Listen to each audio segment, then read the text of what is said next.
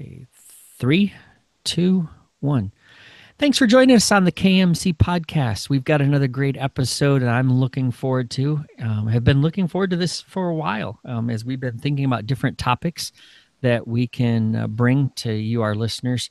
And so, I've got a good friend. We've met online years ago, but then finally ran into each other at a local ministry conference in Pennsylvania, where we actually got to sit and talk, and I was thoroughly enjoyed our conversation. And so it's my pleasure to introduce Kathie Phillips. Kathie, welcome to the KMC podcast. Thank you very much for having me. Yeah. So, Kathie, when I was living in Pennsylvania, you were in Baltimore and Yes. serving in a church down there.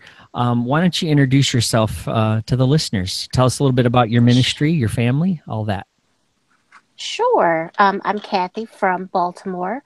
I'm the Director of Children's Ministry at Central Presbyterian Church in Baltimore. We have children birth through fifth grade, and I oversee all of children's ministry along with our children's ministry team. I have an associate director whose primary focus is nursery and preschool.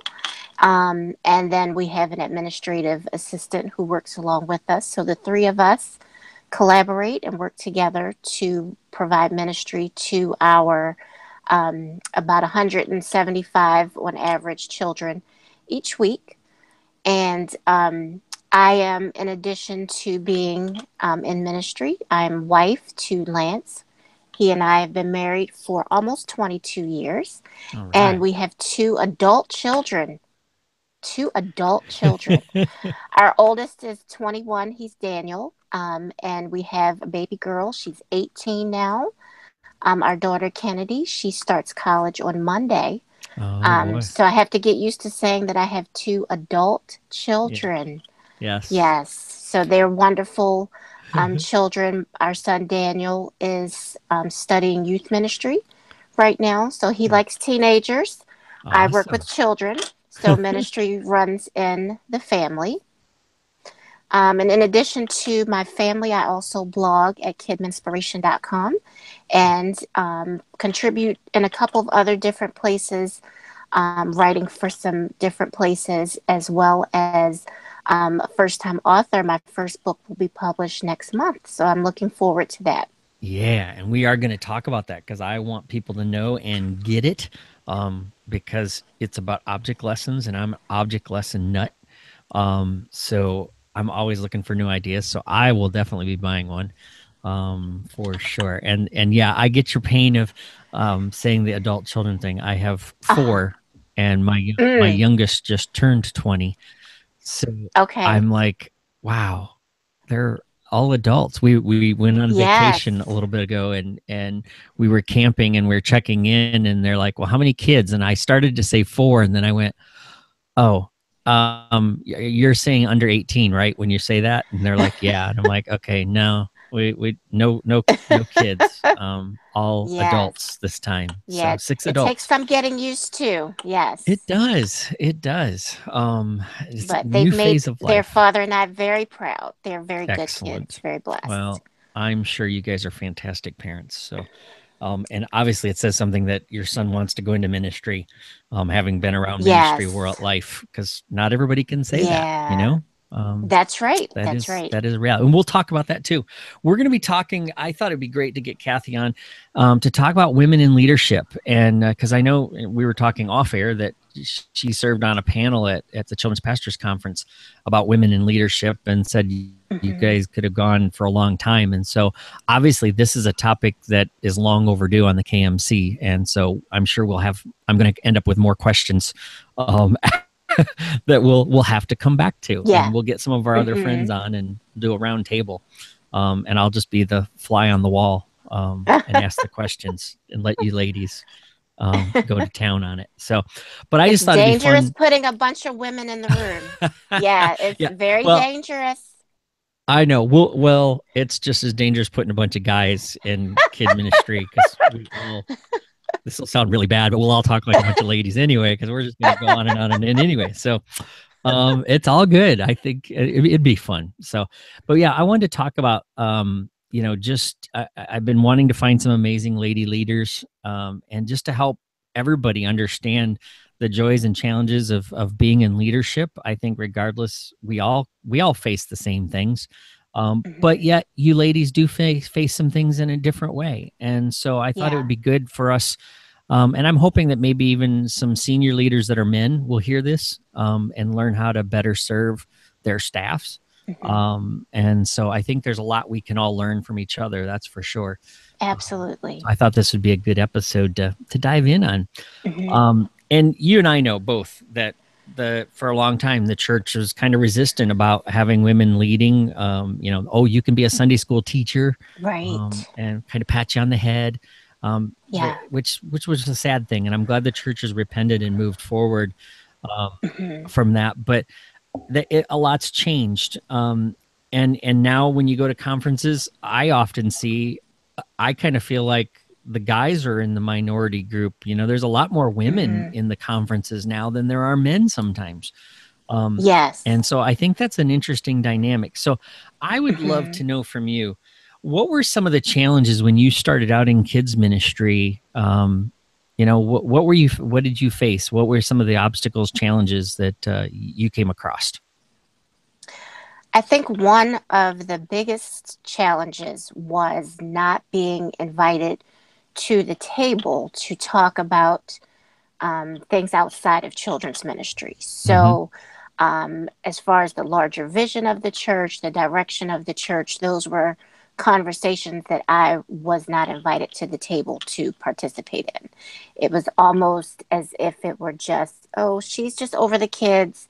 That's what she does. That's her area. But the bigger picture things, she doesn't really need to be a part of that.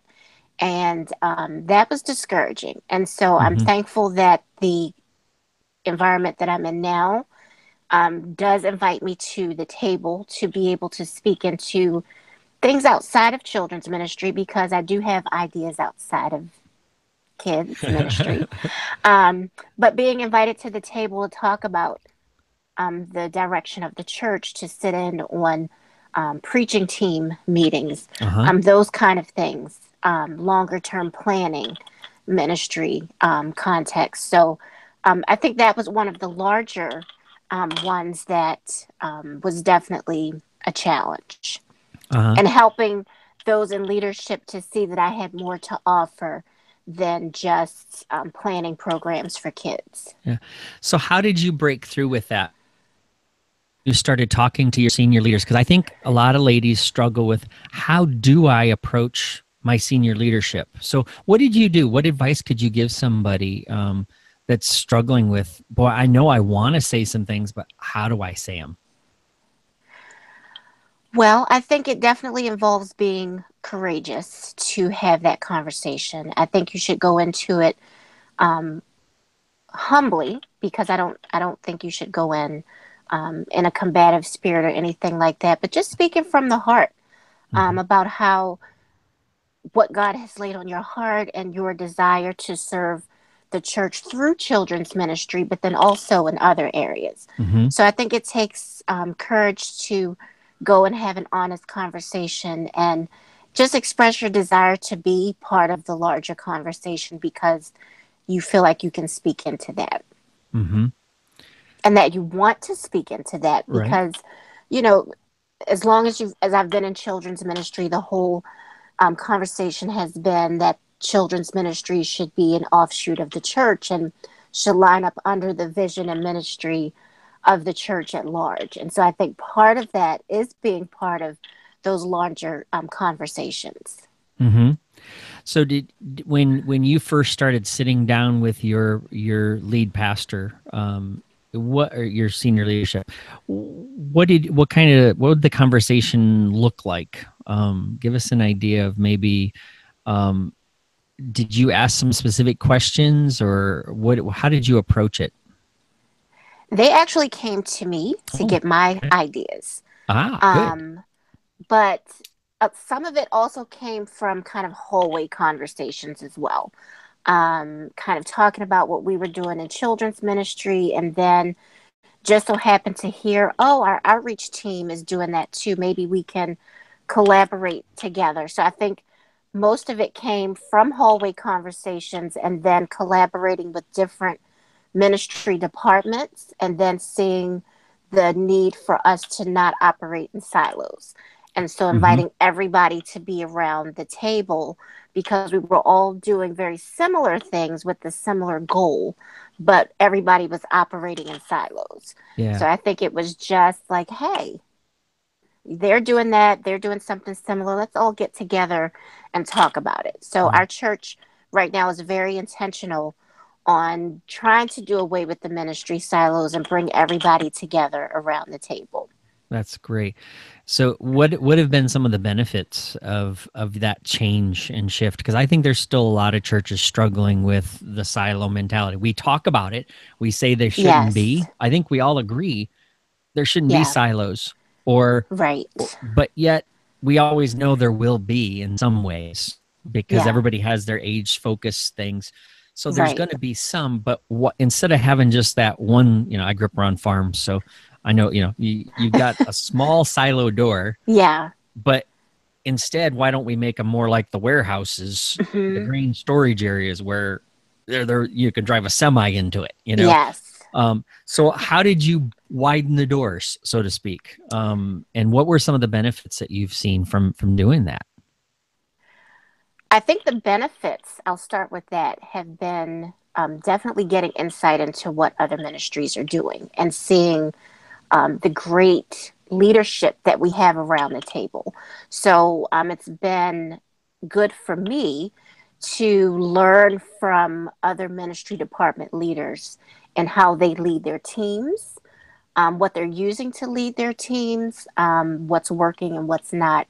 Um, we have had the privilege of inviting some other ministry department heads to come and help us to like train our student leaders in the program that our student ministry leaders are doing. We've been able to incorporate some of that into how we train our student Hmm. ministry leaders just so that it's more cohesive. And I think that that's another benefit is by having these conversations, we have ministry cohesion that didn't necessarily exist beforehand. Right. And I think just being in an environment where you can sit around the table and ask questions and learn from each other, Hmm. that's been such a huge benefit to me personally. I always want to pick their brains and see what they're thinking, what they're Uh-huh. using.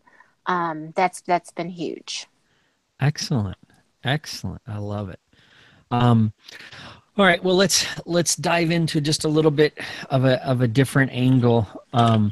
Let's talk about, because there's been a lot of we had Frank Beeler on recently talking about the myth of balance, which is a great book for men and women leaders Yes, I struggling. have the Do book. ya? I Good, have the book. good, Yes. good, good. Yeah. Yeah, it was a great conversation with him, and then even a great conversation with Jessica. I've had the privilege of having both of Hmm. them on, Hmm. and to hear about how they struggle with balance. I can imagine being a mom of kids, and obviously Hmm. you raised them while doing ministry. What were some of the struggles? Let's talk about that first, and then we'll work into what you came through with. But what were some of the struggles that you felt as a woman in leadership and doing ministry and being a mom? How did you Yeah. juggle all that? Well, before I went into ministry full time, I had been a stay at home mom for 10 years. So that was a huge transition Okay. in dividing up my time. And I felt like at that particular time, I was ready for the next season of life, of ministry, and turning my focus a little bit. So initially, I would say that the challenges were making sure that I still gave my children and my home the attention that it needed. That was a struggle because with ministry being a part of my life at that time, there were a lot of things that no longer got done around the house, and just the feelings of being neglectful to things that used to take my time that no longer got the attention that it used to. Hmm. So it was definitely a mind shift for me and for my family as well that mom is not going to be able to do a lot of the things that I used to do. But I felt like at that time my kids were of the age to be able to start helping with that. And my husband was definitely supportive as well. And one of the things that I also had to balance in there was being involved in my children's school. I Uh-huh. volunteered there several times a week and was very active in PTA. So just trying to um, keep a good balance in helping to prioritize my kids and being there for them, but then also working in ministry. And what helped actually ease some of that was that I started out working from home. So Okay. that was good and challenging as well. So helping the kids to know when was a good time to interrupt mom and when wasn't a good time to interrupt. They were 10 and 7 at the time. So, Okay. um, that was a challenge as well. So just helping them, like I said, to know when to interrupt mom and Yeah. when mom needed to focus. So were you able to did you feel like early on you were able to set boundaries then, and because I know that seems to be where anybody with the family struggles, of how do you set up boundaries when you're doing ministry? Yeah. What kind of things did you wrestle with, and how did you come to terms with it? Well, it was definitely a challenge because the ministry that I stepped into at the beginning was still relatively new, and so there was a lot of work to be done, Mm, and I was so excited to do it. So it was hard for me to not throw myself into it. Um, I was hired for a certain amount of hours, which anyone in children's ministry knows that you are not just hired for the amount of yeah, hours that you are hired there's no for. such thing as part time. There's no such thing as Part part time time. pay, but not part time That's hours. right. That's right. So that in itself was a challenge Yeah. because I was hired part time, but it wasn't part time. And a lot of it just came from the fact that I loved it and I wanted to do it and I was so Uh-huh. excited about it. So I think it was more pressure on myself that I put there on myself than might have come from any place else. Just wanting Mhm. to do a good job and feeling like it was my time and that God had prepared me for this. So a lot of what I believe I dealt with came more from myself Uh-huh. than from anybody else. Yeah. I think we all tend to put pressure on ourselves. We're our greatest critics, Absolutely. um, Absolutely. so it is a battle to find that balance, to figure out what can I do, what can I do, what Mhm. should I do, Mhm. when do I Yeah. say no to both sides, Yes. family and Yes. the church. Yeah, there's that's a so obviously I think for men and women we all agree that that's something we all struggle with, Yeah. and that there's really not a way to balance it. Something's gonna have to move, and but the one thing that I've noticed, and this is gonna I'm gonna probably get some guys mad at me for saying this, but I will tell you from my experience of being around kids ministry, I've always been at awe. I think there's a God given wiring for a mom when she comes into kids ministry, for her organization and how she Mhm. manages. You all manage things better than us guys. I'm just gonna say it. All right, guys, don't hate me. You know, but oh well, I said it. So, I'm on recording because I think that's true. I think you yeah. ladies know how to balance and or manage. That's the better word. Yes. Yeah. Um, Now let me say that I agree with that. I agree with that. And let me give you an example of this. So I mentioned that I started out working from home. So I had my two children at the time, and then when my niece was born, I also took care of her at my house. So I had three kids in the house. uh-huh. My work area was in our family room, so the kids were usually behind me playing with their toys or watching TV, and I'm on the computer or whatever. So I was able, because I'm a mom and there was a lot going on, I was kind of able to tune that out. All that background noise, I could still get done what I needed to. Right now, fast forward, right now, my office at the church is in our preschool hallway. We have a weekday preschool at the church. Uh-huh.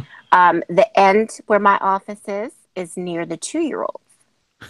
2-year-olds entering preschool, they Woo! cry for every day up until Thanksgiving. Okay, they cry every day. Oh my.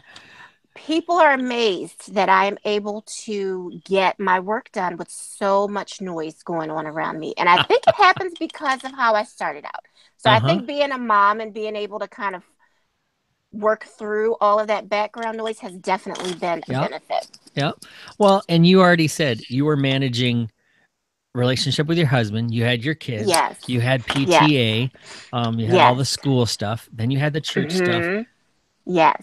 My head just wants to just explode when I hear all, because I'm sitting there going, okay, yeah, because I mean, and I know not every, there are guys that are very extremely organized, and I'm not Yes. wired that way exactly, but I've always had this admiration that the moms that I've recruited onto my team have been some of my best organizers, my best. I mean, they see all those little things and they're able to We block do. out the noise Yes. and get Like a things done. champ. Yes, like a champ. Yes. Yes. Yep. I think that's one of those questions I have for the Lord is, hey, why didn't you share that gift with us too? Because now my wife would say I have selective hearing, and my kids would probably say that too sometimes. If sports are on, I don't hear anything. I can block the world out. Mhm. Mhm. I just haven't equated that to ministry life yet. I get distracted and I have my squirrel moment every few seconds. Now, to play devil's advocate a little bit, Mm-hmm. I think that a lot of women can attest to that while being multitaskers is a benefit in some situations, it's not always. So that's Okay. a How so? challenge as well. I think that we can, speaking for myself, I can take on a lot more than I should at times Okay. because I don't think it'll take that much time. Oh, it's just this or that. So sometimes I can get myself in trouble. Ah. And then I can complain to my husband about the workload that I have taken on because I think I can handle it. So I think it works in some situations, and then Okay. other situations, it can be a challenge. That's a great point. So you have to be careful with Yes. how much you say yes to. Right. I had read a book a few years ago by Lisa Turkhurst, The Best Yes, that was life changing for Ah. me. So I would definitely recommend that to Okay. ladies who are listening to check that book out and learn how to save your yes for the best yes. Okay. Excellent. Could you I know I didn't, I gave you some questions ahead of them, but now that you said that, it made me think.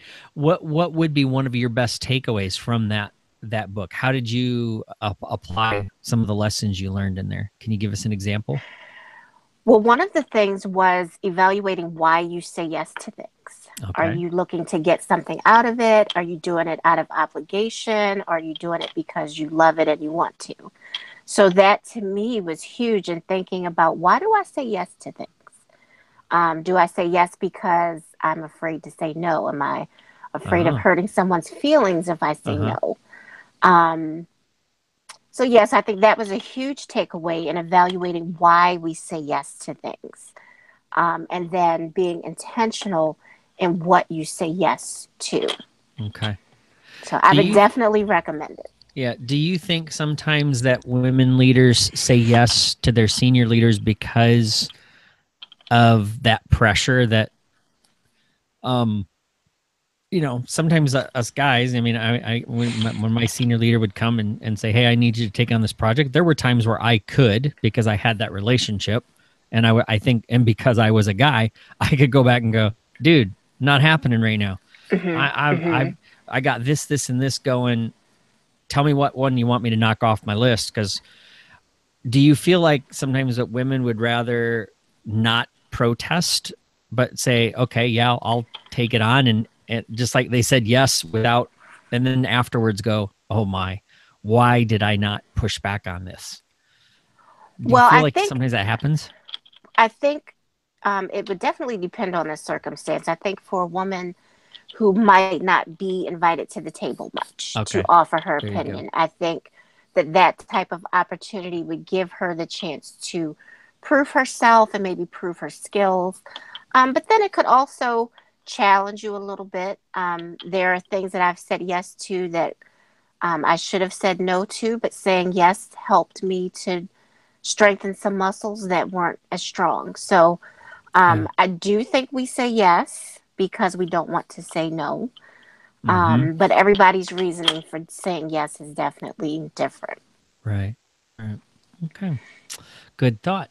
All right. Well, let's turn the page a little bit more. Let's talk about some practical ministry stuff. Hmm. I was recently following a conversation and saw that there was a lady leader who was struggling with recruiting guys, recruiting men Hmm. into their ministry. Hmm. How do you handle recruiting men to get into your teams? For our guys who are fantastic, corporate, strong guys working 60 hours a week plus that want to come in and hang out with kids, I think it's great. One of the things that I have tried to do is to come at them in a male friendly way. I think that being a woman leader, we can sometimes do things that appeal only to women. Uh huh. Um, so for me, the conversation that I might have with a potential male leader would definitely look different. I would approach it from more of a mentoring, even for younger kids, Hmm. of mentoring our young men and how our young men in our church could really benefit from having someone like them in their lives. So I think Right. that helps to get some of those men in, particularly for our younger kids. Dads who are doing a great job with their kids are also great people to ask and tell them, I've seen you interact with your kids. You seem like such a great dad. Oh, great. I think that those skills that you have would really be great in our nursery. Uh Would huh. you consider serving with us? And those are the times that I have done some recruiting, but I think having other men recruit other men Hmm. is also a wise thing Right. to do. Have them be spokespeople for your children's ministry in men's groups and things like that, and really share the benefits that they have of serving with us. So I think anytime you can get them on board, Uh huh. um, or even asking them, you're a guy. How can we get more guys in? So again, just having a conversation, getting their There you input go. Right. on ways that I can approach men, but then also inviting them to help with that as well. Great. And I think that a lot of our men volunteers in particular like a challenge. Hmm. So challenging them to maybe come up with one or two aspects of the morning, challenging them again by asking their input, like, what would you do differently here? Or, in a few weeks, we're going to do a lesson on David and Goliath. What kind Hmm. of suggestions do you have on that? And a lot of times, our men will take more risks and do things that could potentially cause some injury to kids. So you might have to Oh. modify some of the. I have quite a few guys that are like rough and tough Uh and huh.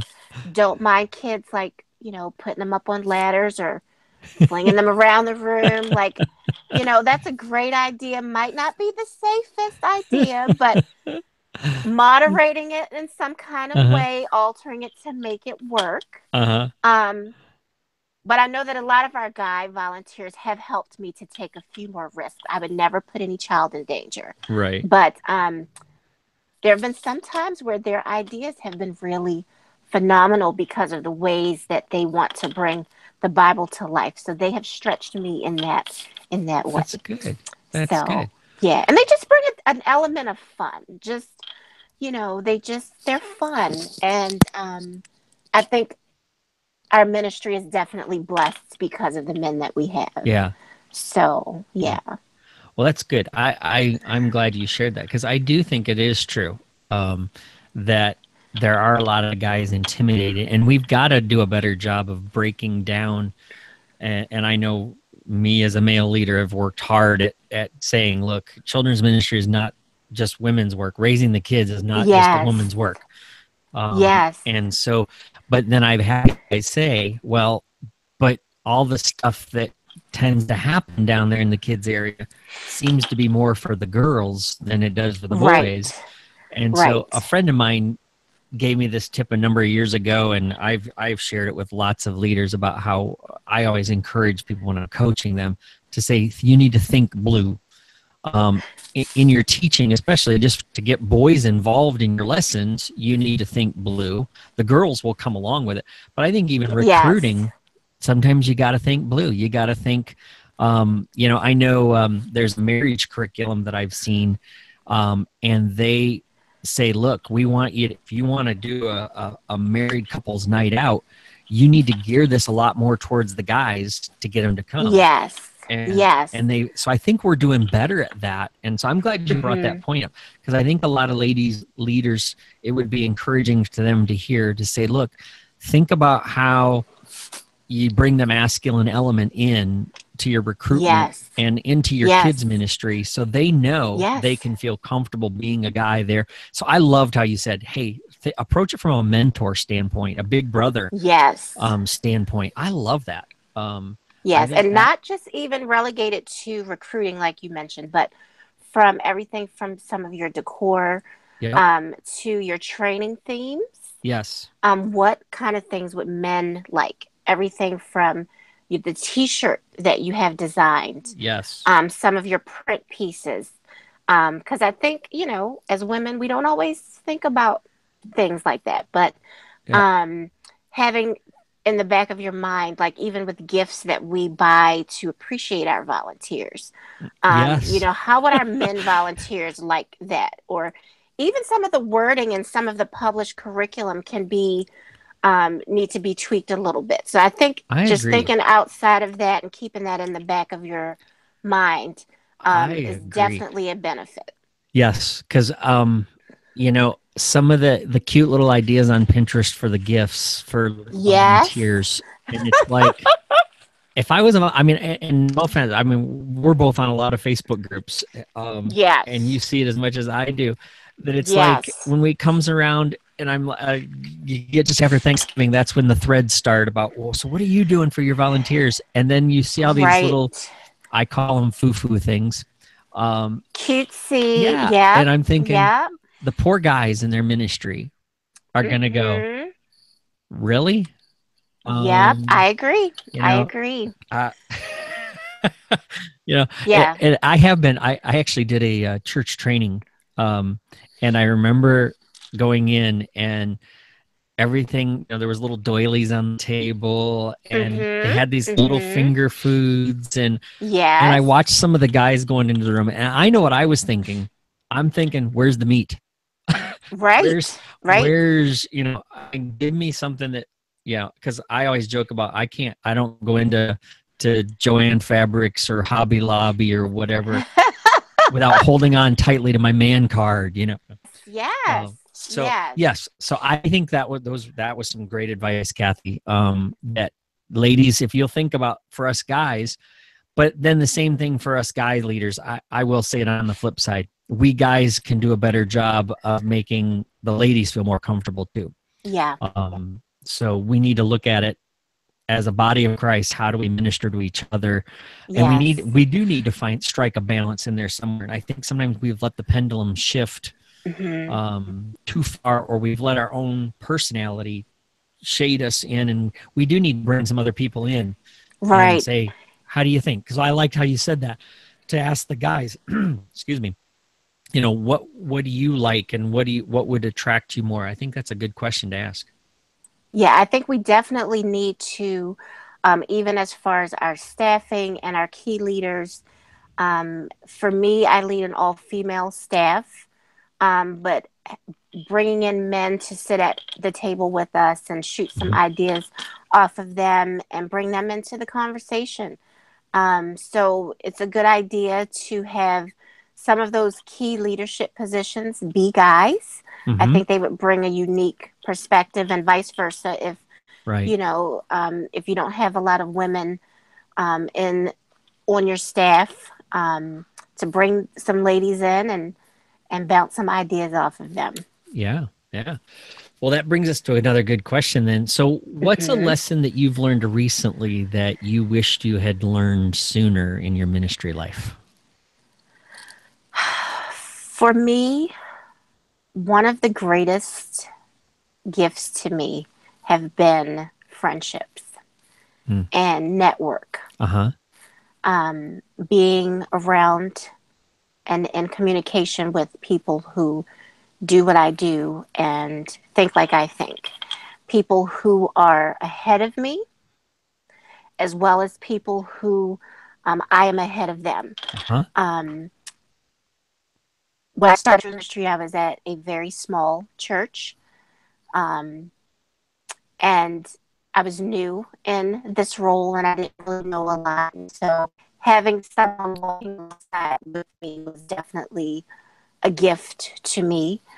And then being in a networking group of other children's ministry leaders inspired me to not old church mindset, even though I was in a small church, but to look at the bigger picture of what my ministry could be and not let the size of our budget and our building and our team and our kids' numbers really limit me to what else was out there.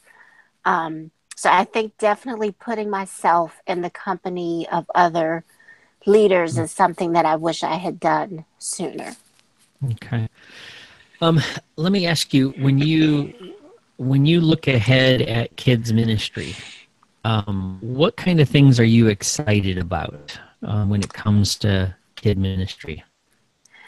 I am excited about reaching parents.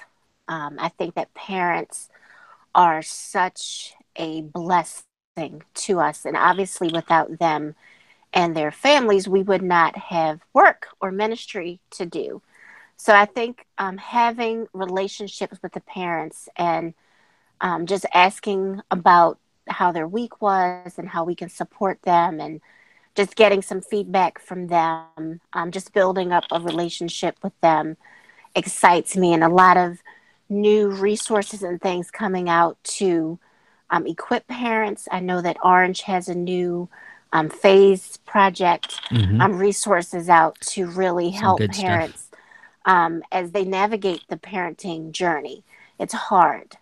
And Yeah. so I love ways that we as children's ministry leaders can come alongside them and equip them to lead their families. Excellent. Excellent. And I know another thing that you're excited about is this book that you have. And so Yes. tell us about it and how it came to be and how people can get it. Well, I always had dreams for down the road, way, way down the road of writing a book. But like I said, it was way, way down the road because life is busy and I don't have a lot of time to even read books, let alone write one.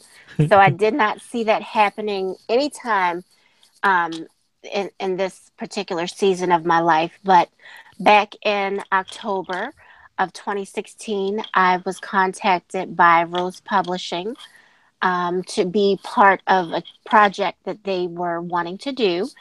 And I thought that the project was a collaborative project. And I thought, oh, that's great. I can be part of that. And they contacted me back and said, no, this would be your project. And I went from being excited to being scared to death. Like I said, I had never written a book before. I didn't know the process on doing it. Um, but I liked the challenge, and I took that as an opportunity that God had really put in my lap to take advantage of. And so Yeah. I said yes after praying about it and talking to my husband about it. They gave me a very quick turnaround time, so I had 4 months to Ooh. write the book. So that was a challenge as well. It was also on a topic that I never thought that I would write a book about. So The topic is object lessons. The book has 50 topical object lessons from A to Z. All of them are connected to a Bible verse and different Bible stories that you could use a particular object lesson for. Mm-hmm. It comes with discussion questions for teachers and leaders, good for homeschool parents or Christian educators as well. And it also has object lessons on holidays and games and children's toys and candy. All of the object lessons use things that you can easily get your hands on, that you probably already have in your resource closet or your kitchen cabinet. So that was very important to me that the book be very practical. So it's written from a very practical standpoint. But I'm excited about it. I'm excited to get it Yeah. into the hands of Kidmin leaders and homeschool parents and Christian educators. Yeah. So it was a labor of love, but one that I'm really proud of. Awesome. Awesome. And so is it on Amazon? People can get it there? It's on Amazon, it's on Barnes and Noble, it's on Okay. christianbook.com, it's also Excellent. on rosepublishing.com as well. Excellent. Excellent. Well, I'm going to get my hands on a copy because, like I said, I'm an object lesson nut. And so I'm always looking for new ideas Yes. so that I can use it. So awesome. Yeah. So, Kathie, if somebody wants to get in touch with you, obviously tell us about your blog again because I encourage people to read it. I read it. It's good, always good stuff. Challenging thoughts. So Oh, how can thank people you. touch base with you? Yes, so my blog is kidminspiration.com. It's Kidmin and inspiration combined. We offer practical tips there for leaders and parents and volunteers. And on Twitter, I'm at Kidmin Kathie, and on Instagram at the same handle. Excellent. Well, Kathie, thanks for spending some time with me on this episode. And we definitely will have to get you back. Like I said, we're going to have to do a ladies' roundtable. I still think it'd be fun to do. So, I would love that. Thank uh, you so much. all right. So thanks again for being on the episode. Thank you.